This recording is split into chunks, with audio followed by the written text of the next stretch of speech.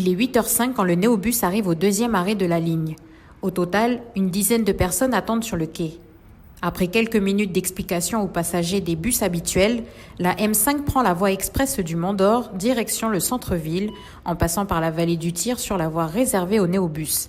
Un trajet calme sans embouteillage et sans trop d'arrêts. Après une dizaine de minutes, la nouvelle ligne arrive enfin au terminus à 8h36. La M5 est en expérimentation jusqu'au mois de décembre. On s'est dit que ça pouvait être intéressant de pouvoir mettre en place des Créalis, donc c'est le modèle de bus, pour desservir cette partie de l'agglomération, de manière à offrir un confort plus important à l'usager et surtout avoir des véhicules beaucoup plus capacitaires et donc qui permettent un emport plus important donc de passagers. Donc c'est une expérimentation comme je l'ai dit, il y a 2 services le matin, 2 services le soir aujourd'hui. On regarde comment ça évolue sur les 3 prochains mois et en fonction, on pérennise, on peut renforcer, voire même déployer sur d'autres parties de l'agglomération, on pense notamment à la commune de Païta. Aujourd'hui, le réseau Néobus a également intensifié les rotations maritimes reliant le Val d'Or à Port-Moselle, en rajoutant 2 voyages supplémentaires. Un service également en expérimentation, en période scolaire, et ce, jusqu'à la fin de l'année.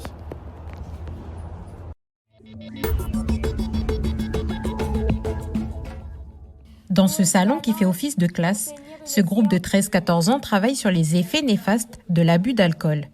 À partir d'un texte, chacun est invité à lire et à répondre à des questions. Une manière de travailler la lecture, le français, mais aussi la compréhension de textes. Un exemple parmi d'autres des actions éducatives mises en place dans le quartier. Ce sont des actions à long terme. Donc les enfants que vous voyez là en ce moment dans nos classes d'enfants, ce seront des jeunes plus tard. Mais s'ils sont accompagnés tout au long de leur jeunesse, ils vont voir ce que les adultes font pour eux et donc ils vont juste commencer à mettre en place eux-mêmes les actions dans lesquelles ils sont beaucoup plus sensibilisés. Un peu plus loin, le comité des jeunes échange avec les mamans de la résidence pour leur présenter les projets qu'ils souhaitent mettre en place dans le quartier.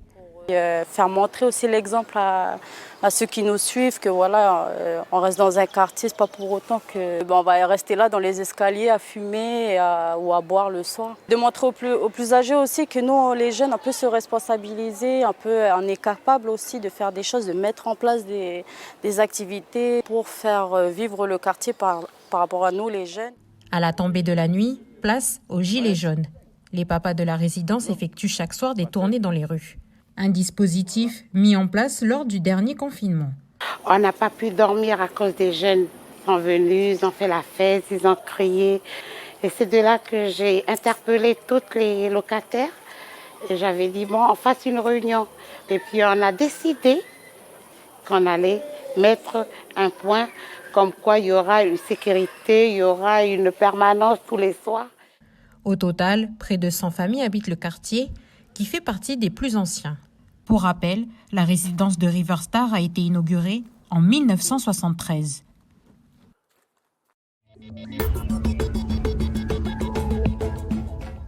Visiteurs. Là, on se concentre vraiment sur les visiteurs dans un premier temps. Quand on aura fini les visiteurs, on va s'intéresser aux exposants. Manon et Erika font le point des réponses reçues. À 15 jours de l'événement, beaucoup n'ont pas confirmé leur présence au SOFIP. C'est quoi la méthode? La méthode croc. Oui. On se présente. Ensuite. La raison de l'appel. Oui, ensuite. Après un rappel de la méthode, il faut se lancer. L'exercice est d'autant plus stressant pour les étudiantes qui ont 3 heures pour évaluer le nombre de visiteurs. On va contacter les collèges et les lycées qui nous ont pas répondu leur présence pour le SOFIP 2021. Les étudiants de BTS Gestion PME participent pour la 3e année à l'organisation du salon. Un événement très attendu, notamment par les scolaires, et qui rassemble sur un même espace des professionnels de tous secteurs confondus. Un projet d'étude qui permet à ces jeunes de mettre en pratique la théorie. Notamment en gestion relations clients et fournisseurs. On peut passer par la négociation, surtout en communication, donc communication orale et écrite. Une mise en situation professionnelle où chacun doit vaincre sa timidité, sa peur ou encore ses incertitudes.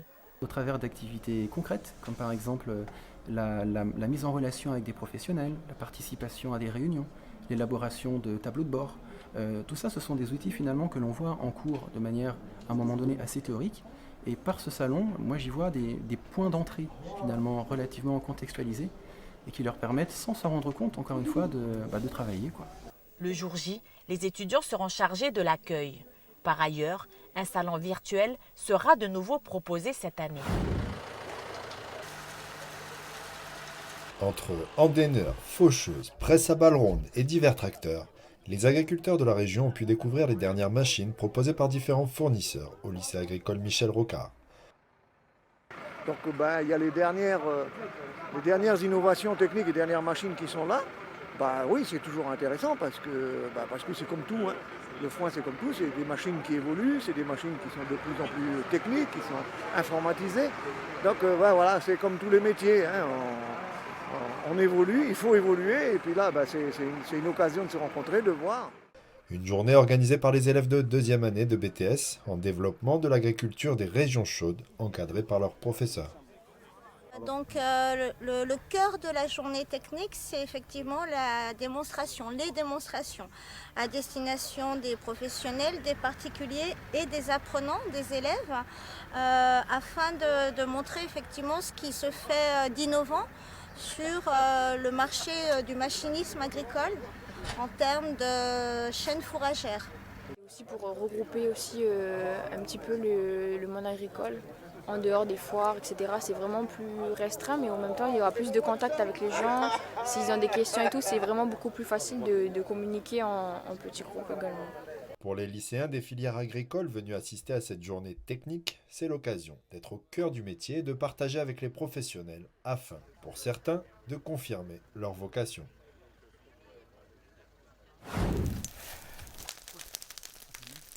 Les autres qui mettent le feu, puis il y a des autres qui éteignent derrière, pour ça le feu il ne démarre pas. Julien, chasseur de la tribu de Tiwaé, observe attentivement les pompiers préparer le terrain. Objectif, brûler des bandes de quelques mètres pour créer des pare-feux. Une fois la zone délimitée et sécurisée, ils pourront procéder à la mise à feu contrôlée. J'ai confiance en eux, c'est pas comme si tu mets un feu là, eux ils sont bons parce qu'ils sont en train de surveiller le feu.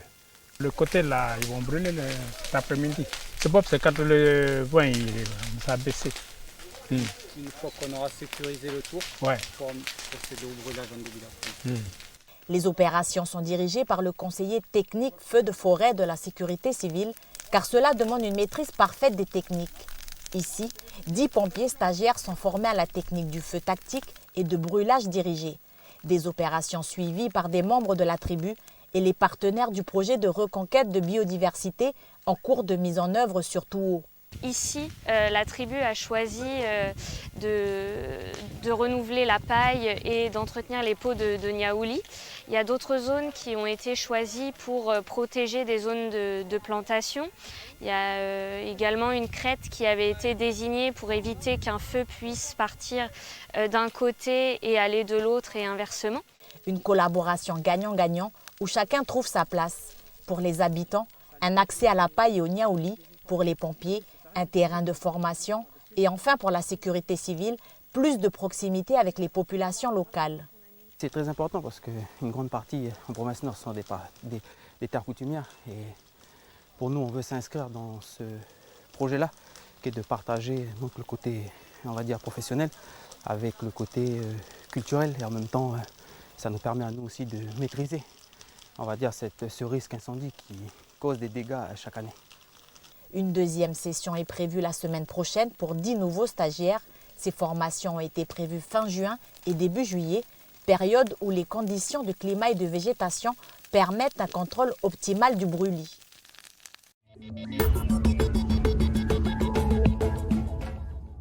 Son BTS en poche, Eliane souhaite intégrer une licence professionnelle en métropole. Pour préparer son entretien par visioconférence, elle vient à la Cybertribu, située à Louéchila. Je suis en train de préparer mon entretien de sélection parce que je n'ai pas d'ordinateur chez moi. Du coup, c'est plus facile pour moi d'utiliser un ordinateur que d'utiliser mon téléphone portable. Comme Eliane, la majorité des habitants de l'île n'ont pas accès à un ordinateur ni à une connexion Internet chez eux. En 2018, seuls 38% de la population des îles avaient accès à un ordinateur fixe. Michel Orofino, professeur au collège Avila et chargé du développement informatique pour l'ASE dans les îles, constate que cet écart continue de se creuser.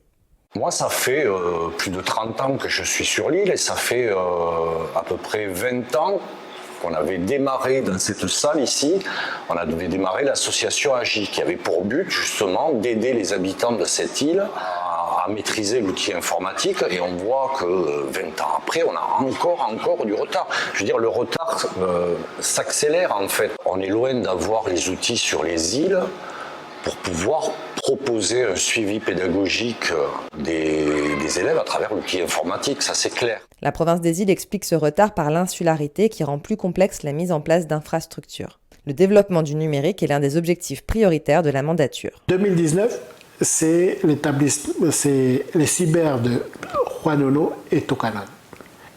2020, c'est le développement du Wi-Fi dans nos infrastructures publiques, dans l'aérodrome de Marais, à l'aérodrome de La Roche et l'aérodrome de Ouloup. Et pour le projet en cours de cette année, une association à Marais et une association sur Ouvert. Le financement de ces projets est assuré par un contrat de développement passé avec l'État, qui court jusqu'en 2022. D'ici la fin de l'année, chacune des îles Loyauté devrait être dotée d'un point information jeunesse qui servira également de cyberbase pour la population.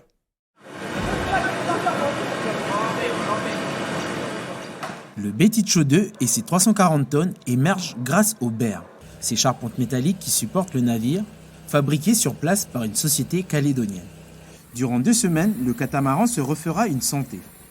Quotidiennement et simultanément, les équipes réaliseront des travaux de peinture anti-fouling, de maintenance mécanique et de soudure.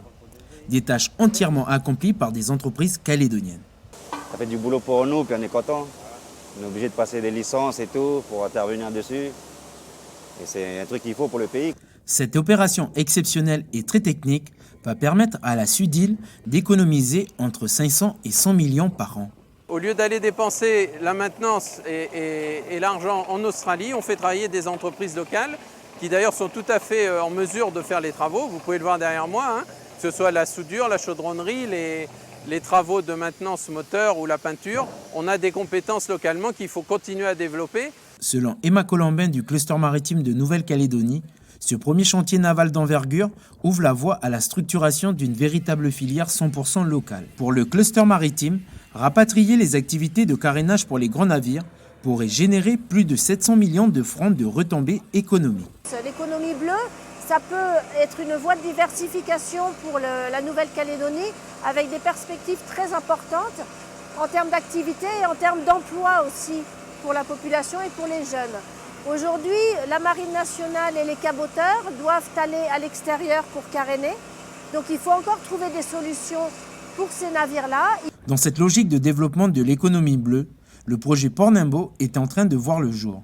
Objectif, être une zone de chantier naval à l'échelle régionale. Une baignoire en bois où croupit 20 cm d'une eau sale et puante. Le comble, c'est que je dois entrer dans cette boue après une douzaine d'autres hommes. Travail forcé, évasion ratée et retour en métropole.